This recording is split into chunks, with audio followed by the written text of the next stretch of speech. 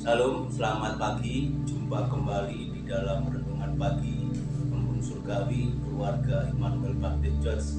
Pada hari ini Bapak Ibu Saudara, kita akan belajar tentang jemaat mula-mula yang dimana Lukas mencatat di dalam Kisah Para Rasul pasal 2 ayat 41 sampai 47. Namun sebelumnya kita akan berdoa terlebih dahulu.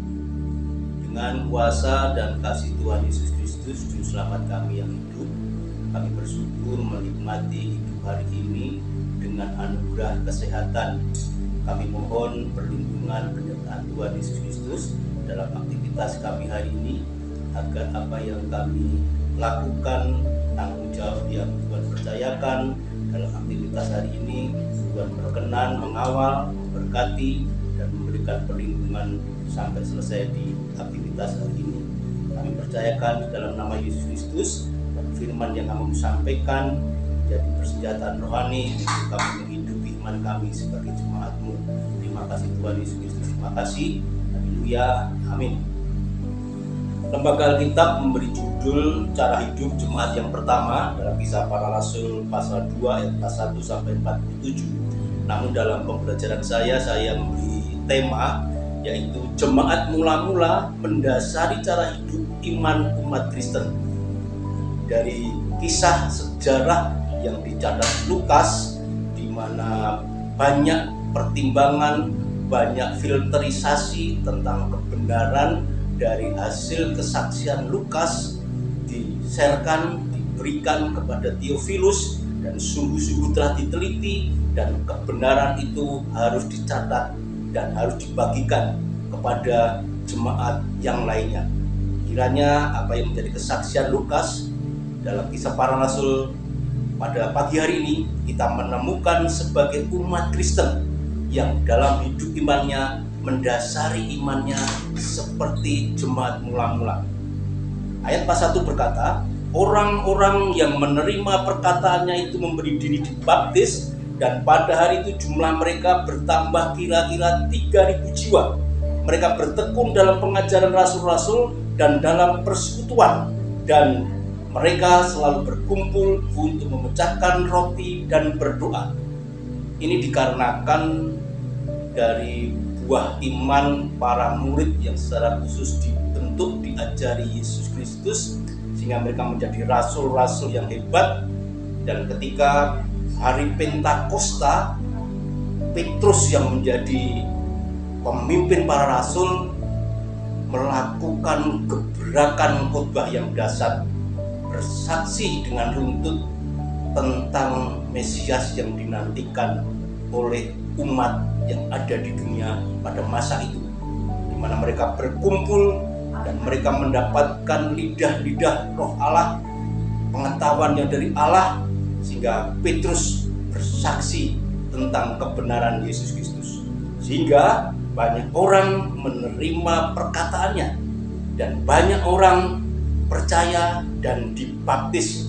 Ada 3.000 orang jiwa yang percaya, dan reaksi mereka bertekun, mereka berkumpul, mereka berdoa, mereka membagi roti, artinya saling berkorban, mencukupi kebutuhan mereka satu dengan yang lainnya, dan mereka tidak lupa terus berdoa. Jadi apa yang harus kita kerjakan bagi jemaat yang sekarang ini? Ada 3 hal yang harus bisa kita ikuti cara jemaat mula-mula.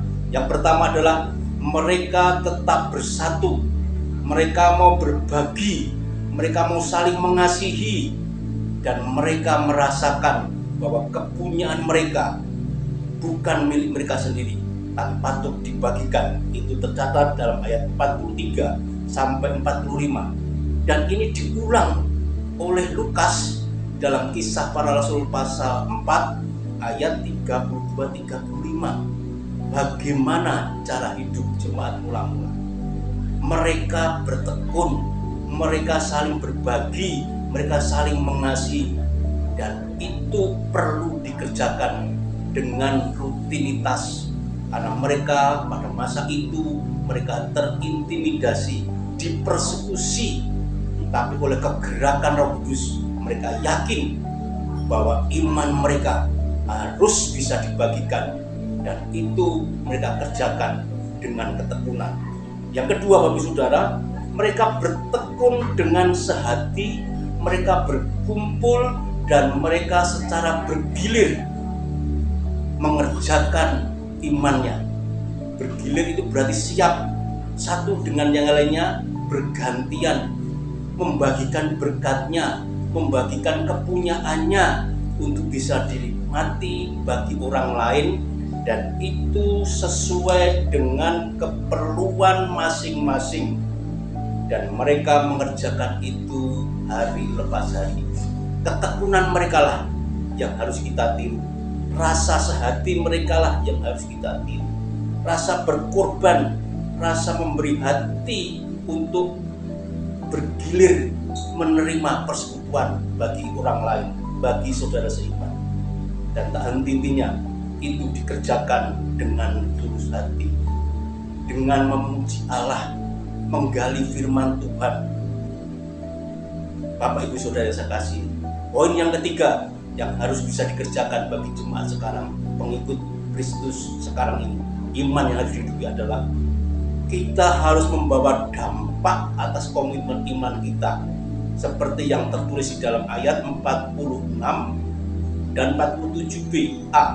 Dengan bertekun dan dengan sehati, mereka berkumpul tiap-tiap hari dalam bait Allah. Mereka memecahkan roti di rumah masing-masing secara bergilir dan makan bersama-sama dengan gembira, dengan tulus hati, sambil memuji Allah.